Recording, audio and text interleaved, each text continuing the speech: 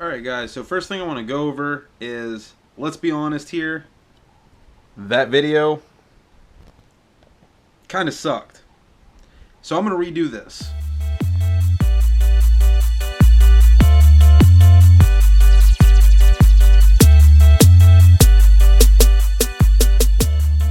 So this is my redo review for the Smok G-Priv kit. So I still absolutely love the device. But I gotta say, the Big Baby Beast is not a bad tank. It's actually a really good tank for the most part. But I personally like running other tanks or drippers on this device. So I've been through a lot of testing, trying out a lot of different things to make sure that I could get all the information together for this in-depth review. I really wanted to go and make sure that I covered all the bases with this guy, and I think I've got everything on my checklist. So one thing that really caught me off guard is I've never been much of a temp control person. I used it on the Skelly 150 TC and stuff like that, and I just didn't really like it on those tanks very much.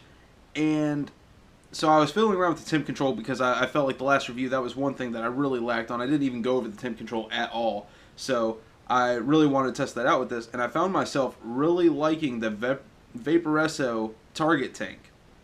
Now hear me out on this. Normally on the 75 watt target, I did not like the tank whatsoever. But for some reason I found like some sweet spot settings for me, and I have been able to run that thing for like 2 days straight, and I've been getting excellent battery life. So definitely worth checking out. I'll put my settings in here right now.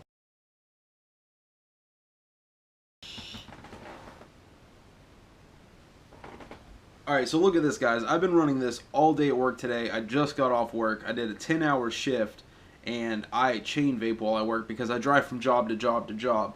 So with doing that, my battery life is still like, I'd say around 80-85% full. That's not bad. Now normally with temp control, and there's nothing wrong with people that like temp control, but it's not for me. I like a warm vape. Temp control usually does not give me that, but with these nickel coils in this tank, I have gotten a nice warm vape. It doesn't feel underpowered or anything. It feels like a sub-ohm tank. So I've been really, really surprised by that. It really took me off guard, so I felt like that was something to mention. Not only can you do temp control, but you could also run a dripper and run at 220 watts if you wanted to. It's a very powerful device. Now that will kill your battery really fast, obviously. I mean, most devices, if you run it at anything near 200 watts, it would kill your battery, but I never do. I have never really made a build that I'd have to run above 150 watts, so I feel like that's just kind of overpowered, but that's my personal opinion. Not everybody's the same. Some people make some crazy builds that need that high wattage. Cool for you, not for me. So I've ran this guy with the Twisted Messes V2, running like fused Claptons in it. I've ran different sub-ohm tanks, and I've even ran my Mod Father on here, even though it's gigantic and bulky and it gets some overhang. And I've got to say, this guy has not let me down. So I was kind of iffy about the screen and all that stuff. I really didn't have many big screen devices before. I had the Lazimo or whatever. The battery died super fast in that, and I was really concerned about that with this guy. But I've ran all those devices. I've ran them while I was working, and I really haven't had it die on me like while I'm at work. Now I've had to get pretty close.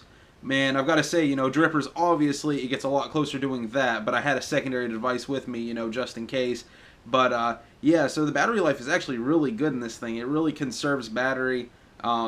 Very impressive, in my opinion. Now, you might not think so if you vape more than I do, which I would find that very hard to believe because I constantly have one of these in my hand. I'm constantly going at it. So I don't see how you could be doing that any more than me and killing out your battery much faster, but I'd say I use it quite a bit, and the battery life is pretty good to me. Now, I'm not saying this guy is without any flaws whatsoever. I mean, I've had some people walk into the shop, and they've said, that it's a little big in the hands, and it's too bulky for them. I don't find that to be an issue. I think it's pretty comfortable, but that is something that I have heard people say. The little silicone sleeve case thing that they give you is kind of flimsy. My coworker snapped his somehow. I haven't broke mine. I mean, I've tested it out. It's pretty durable to me. but it is a little flimsy. But you can always like fix that just by getting on eBay. They sell multiple silicone cases that cover a lot more of the device and everything. So I mean, I don't really think that that's an issue, but that's another thing that somebody might find to be an issue. And if you're not careful and lock your screen, you will find yourself like sitting there with a tank on it and end up going down to hit it, and it's going to be like 220 watts on a tank that's rated up to like 50 watts, and you're going to get a huge dry hit, and it absolutely catches you off guard, and it really sucks. But if you remember just to lock it back, that's not an issue. In my opinion, it's really comfortable to use. I find it very simple to navigate, and the battery life is pretty good. So I mean, I feel like this mod is a go for pretty much anybody that's interested in one.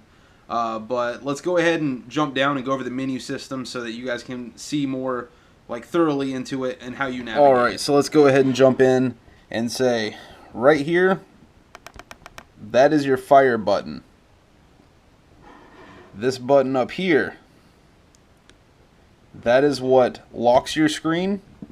So it's unlocked, it locks, it'll still fire. Unlocks. If you hold it, it unlocks the device completely to where you can access the touchscreen. Or if you hold it in and it puts that lock up there, that will be the device is locked, and no matter what you touch, it's not going to do anything minus the fire button. Alright, so let's unlock this guy. Now I'm going to go into wattage mode. That is this top left square right there. As you can see, it says variable wattage or volt wattage, I don't know, Volkswagen mode, whatever you want to think it is. This is the mode for using watts, pure power, not temp control. So you got your effects here. If you click in on that, you'll see minimal, soft, normal, and hard. If I go all the way down, come on.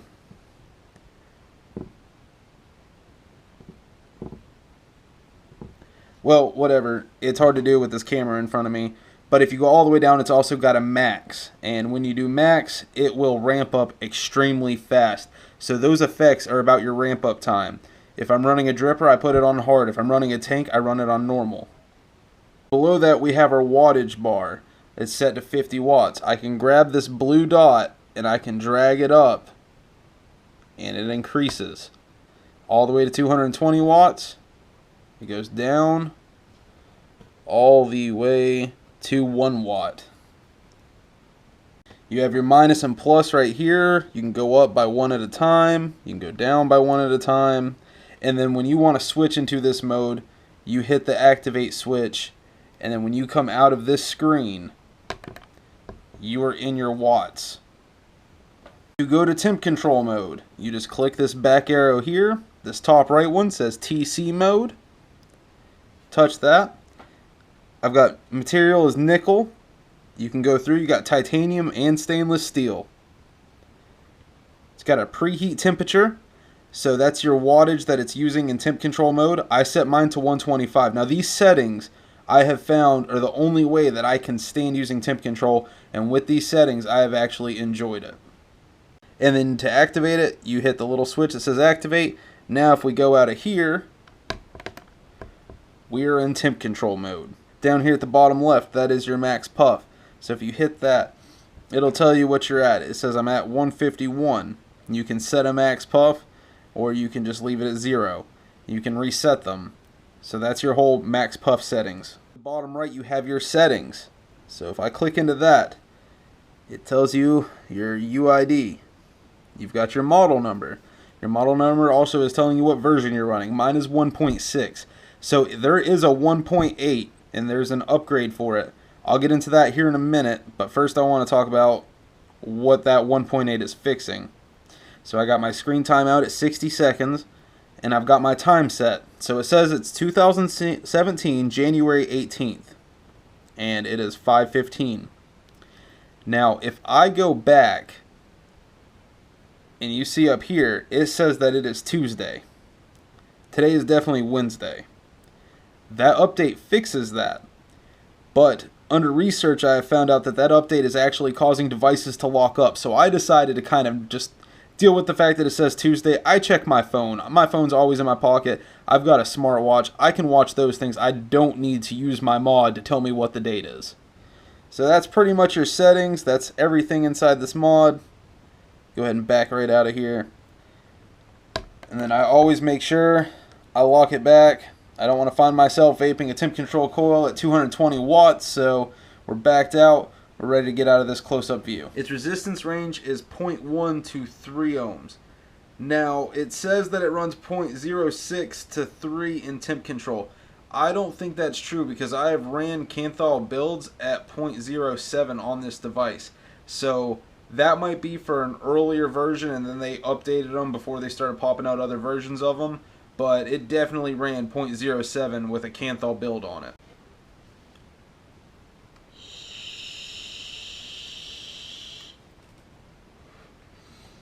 So I personally love the Smok G-Priv kit. If you're interested in getting one, come down to Vape Envy in Lincoln, North Carolina. If you're not local, you can contact us. You can contact me at zcolais300@gmail.com. We can work on how you're going to order it. We accept PayPal and Google Wallet. The price of the shop for the kit that comes with the Big Baby Beast, the charger cable, and all that good stuff is $114.99 plus tax. So if you're interested in it, come by, check us out.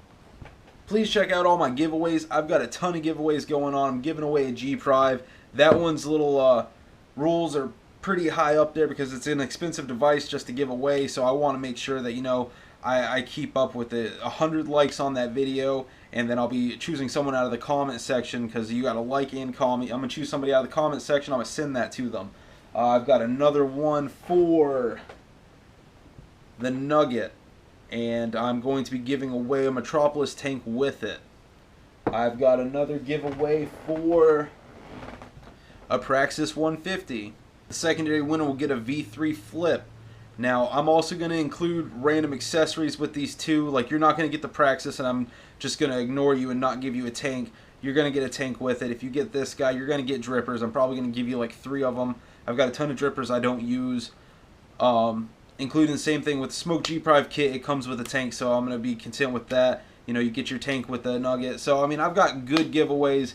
All you got to do is like and comment on the videos. Subscribe surely helps. And plus, if you hit that little bell underneath the videos, it'll notify you when I post another video because I plan to do a ton more giveaways. Our shop's going to be getting in the RX 300 soon, so I can't wait to do a review on that one, post a video about it. I'm also going to be doing a giveaway on an RX 300, but first, before I go into any more giveaways, I want to get these ones taken care of first.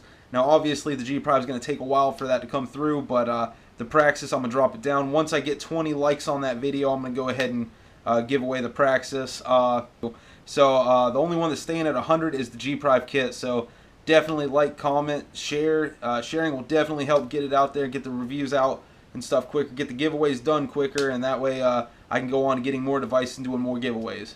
Also, if you would, in the comment section, tell me if you think this review was better than my last reviews that I've done. The Nugget review is very, very simple. It's more of a first-time look rather than a review, so other than for that one, like my last G-Priv video that I did, if you want to go ahead and if you saw both and you thought this one was better, let me know. I will continue doing them this way. I'm going to go way more in depth with devices than I was before. I want to make sure that, you know, you're getting the best information I can give. So I really appreciate you taking the time to watch this video. I hope you enjoyed it. Other than for that, I'm going to let y'all go. You have a nice day.